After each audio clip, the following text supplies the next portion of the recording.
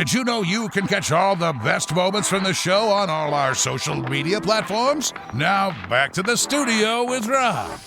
RP Show continues on this Tuesday. Time to talk a little baseball. I want to say Blue Jays baseball, but we might run the gamut here. We're going to the Valley of the Sun. Our good friend Tim Leiper joins us, former Blue Jays first base coach and now the coordinator of outfield and base running for the San Francisco Giants. Joins us today. How you doing, Timbo? I'm doing great. You guys doing good? It's always good being on with you.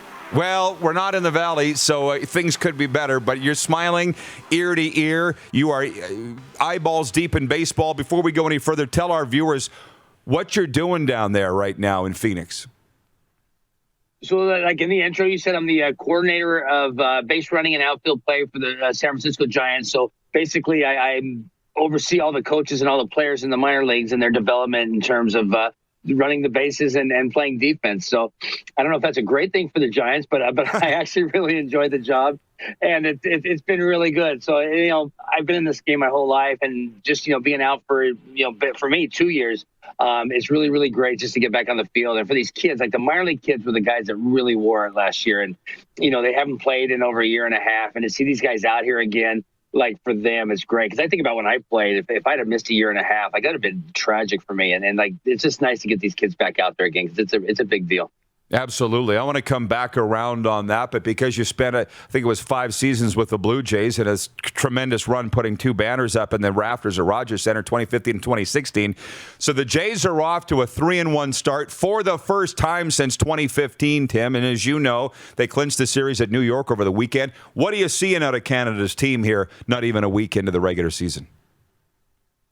Just a lot of really cool things. And then I really thought for the first 3 games of a series in opening day, like that, the series had a real feel of like late season baseball. Like it really felt like September baseball in a pennant race. It was clean. It was good. There was great storylines on each game. And it just kind of showed how good the division is going to be because there wasn't anything really flashy in the games, but the teams that really executed well, teams that made big plays when they needed to and then got tightly hits. It was just a really good baseball series. And the one thing, there's a million things that really stick out early in the season because it's kind of a crapshoot, but how storylines develop and how how your team develops, there's seemingly insignificant moments that are potentially really big deals.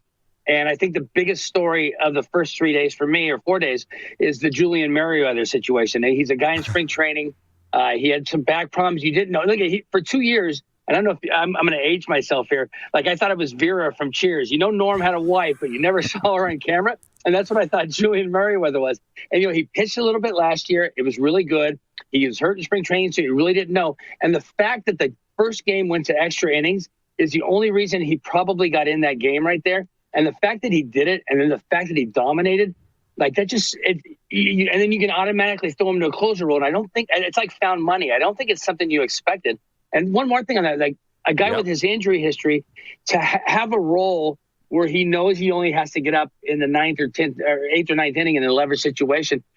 That's going to be so great for his health because, like, I think early on the plan was, hey, be ready from the 3rd to be ready through the 9th. But with relief pitchers, it's not so much the games they pitch that really gets them into trouble. It's the getting up and getting hot and not getting game and then have to getting hot again. That's what kind of kills guy. And with a guy with his injury history, a guy with his stuff, if you can keep him healthy and keep him really, really focused on short short warming up period and getting into games when he knows he's going to get in, I think long term that's going to be great for this team and it pushes everybody back and they have some great depth in their bullpen. Well, I know that you're not a big social media guy, and I don't know if you read much media or newspapers. Most guys in your position don't, and that's a good thing. But there's a lot of media, Tim, in Canada that's apologizing to the Jays and the Shapiro-Atkins regime for saying, hey, we didn't know who Merryweather was when we got him in the Donaldson deal. So, hey, we're eating crow here now.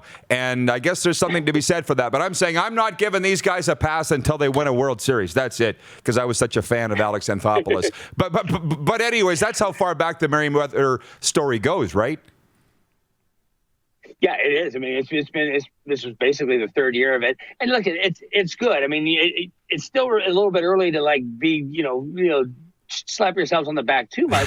But the nice thing is, like, he is a really great player, and he's a great pitcher, and just the fact the situation unfolded the way it did, like I said, it's found money. I mean, it's great. It's great because you can get guys back an inning more. And like now you got depth like in the 6th, 7th, 8th. And now that being said, the starting rotation's been outstanding as well. I mean, they've covered the innings they need to cover. The thing that scares me about the team is if you get in a situation where the starting pitchers are only going, maybe 2, 3, 4 innings on a few starts one time through, and you expose the relievers a little bit too much. So I think it's great when guys get regular work without being overused because it's a really, really long season. But as it's unfolded the first 4 days, it's been the perfect blend of everything from a pitching staff. I mean, the starters have done their job. The relievers come in and gotten in good situations. They haven't been overused. Guys haven't really had to go back-to-back days yet. So far, really, really so good. I'm going to come back around on that minor league situation in a moment, but just on the Jays win at Texas Monday, 6-2, you saw the crowd, but it was Kevin Biggio and Marcus Semien who homered back-to-back early, and they just completely took the crowd out of it. That must have made the Jays feel good to get up early, keep the foot on the neck of the Rangers, right? That was just a textbook game, it appeared to me. Yeah, it's funny. You say you saw the crowd. I said this when I landed in Phoenix this week, and I saw it in Texas yesterday. Apparently, they canceled COVID down here in the States. So that was a little scary for me. I thought it was a little bit irresponsible, but I think that's for another show. But it was great. It was great to see Biggio, too, because offensively, not that he struggled, but he got off to a slower start in the New York series. I mean, I'm sure the fact that Kluber and Cole had a little bit to do with that as well. But to see these guys, when you get the first hit out of the way, the first home run out of the way, that's really good. I mean, you think about how deep this lineup is. Even there was one series or one game in the Yankee series where the top of the order went, I think, 0 for 14 with nothing but like Randall Grichuk, and that's another guy we can talk about. He's factored in all the wins so far. He picks them up. So that's one thing about this team that's really great. Even if the top of the order is not producing, you still got depth in the bottom, and they're still doing the job. It's a really good lineup. They're still without Springer. They're still without Bichette getting hot. But, it's nice when you have it when you have guys that haven't hit their stride yet, guys that are cold, that there's other guys there to pick them up. I mean, that's the makings of a great team. Yeah, no kidding. And just to remind our viewers, Tim Leiper was the Jays' first base coach for 5 seasons, but now he's with the Giants working with their minor league prospects. And tell me about that, because last year all of minor league ball was scrubbed in the pandemic, and a lot of us were worried it might never come back, but it is. What's the situation of AAA, AA, single A, Tim? It's good. It's been better. I think the first week of minor league spring training, because there's so many players and it's new and with all the protocols. I mean, and as careless as it looks like the U.S. is, and rightfully so on COVID, in our baseball world, it's actually been pretty good. We get tested a lot. Guys are quarantined, they got quarantined when they came down here, and they're distanced when we were working out in the field, which creates some scheduling problems, but it's also been really good in terms of getting individual work with the players. So I think their plan is to start on May 9th or May 5th or something like that and get out there. So just hopefully, again, in the United States, is hope these players, everybody gets vaccinated, everybody stays safe, and we get the season on their way, and we can resume some sort of normalcy from a baseball standpoint, at least. Well, you talk about COVID's been canceled in Arizona. I got a lot of buddies down there, snowbirds, if you will, retired guys that have been jabbed already. Canadians that are just loving living in the Valley. They're not interested in coming back to Canada anytime soon. For them, it's God bless America. Have you had your shot yet? I was able to get the first one. They have a line, and you can go down to the Phoenix football stadium here, and there's a website. And literally, you got to refresh it every 20 minutes. And I did it for about 2 weeks straight. No, I was scared to death, to be honest with you, to come down here. I mean, we've done so much. And then living in Canada, I think we've been so responsible in keeping ourselves safe. And I knew just coming down here, I was scared to death. So I tried to take every precaution in the world. But when I saw vaccines were available, I was refreshing that button all the time and was able to get appointments at the football stadium at 3 o'clock in the morning. And so we were able to go out there, get our first shots, and got our second one on the 21st. And, if I didn't want to leave Canada. I got to be honest with you. I love where I live, and I love living there. But the one blessing is that I was able to come down here and get that done. That gives me a little bit of peace of mind. And I think, real soon, in Canada, people are going to catch up, and it's going to be a real breath of fresh air when we can get out there again and people all get vaccinated and feel safe. Yeah, no kidding. How many days will it be between shots for you? Just out of curiosity? It's like, I think it's 21. It was 21 days. I got Okay. the Pfizer one, so it was 21 days in between.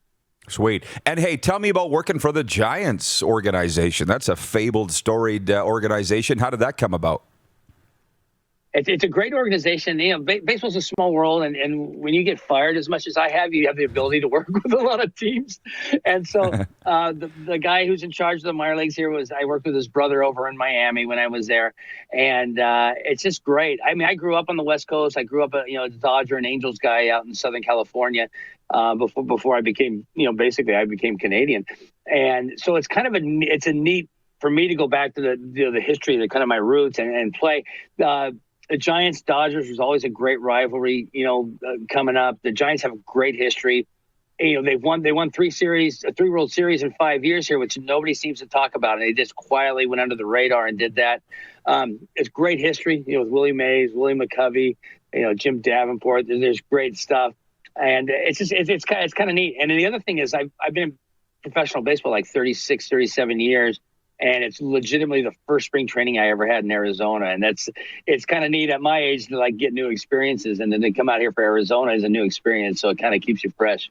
Well, I know. And I told you before we went to air that it's been 3 years since I've been to Phoenix, and it's just absolutely driving me crazy. But I've had a lot of things happen in my life. But let's just tell our viewers, Tim, spring training is an industry in normal years anyways in the Valley, right? People come from all over America, take 2-3 weeks holidays and just go to every ballpark. Millions of people, I believe, come to the Valley for spring training. Absolutely. And tons of people from Calgary. I see the Alberta license plates everywhere around here. But there is a reason that spring training is supposed to be in February, March, because when you started on April 1st, it's 36, 37 degrees here. And for an old guy like me and we have a new complex, so we have no trees and no shade. Like that part's killing me. Oh, poor guy. Well, Tim, we'll be praying for you today, my man. Hey, thanks for the time. As always, let's keep it up and stay safe. Thanks for the time, Tim. Awesome. Great. Nice talking to you as always. Tim Leiper joining us from the Giants facility in the Valley of the Sun, Surprise, Arizona. You're watching Rod Pedersen on demand. For more of the Rod Pedersen Show, visit rodpedersen.com or follow Rod Pedersen on social media.